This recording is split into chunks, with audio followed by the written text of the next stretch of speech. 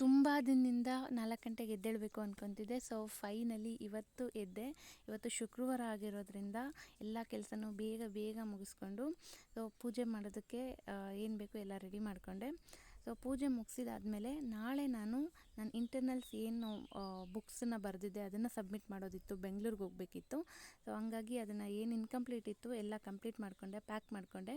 ನಾಳೆ ಬೆಂಗಳೂರಿಗೆ ಹೋಗಿ ಕೈಟ್ BEd ಕಾಲೇಜ್ ಅಂತ KIET ಆ ಕಾಲೇಜ್ಗೆ ನಾನು ಸಬ್ಮಿಟ್ ಮಾಡಬೇಕಿತ್ತು. ಜೊತೆಗೆ ಮಧ್ಯಾಹ್ನ ಸೌತೆ ಹಣ್ಣು ತಿಂದೆ.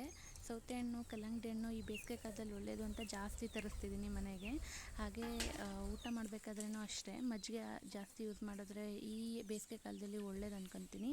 ಮನೇಲೇ ಹಸು ಇರೋದ್ರಿಂದ ಮಜ್ಜಿಗೆಗೆ ಮೊಸರಿಗೆ ಏನೂ ತೊಂದರೆ ಇಲ್ಲ.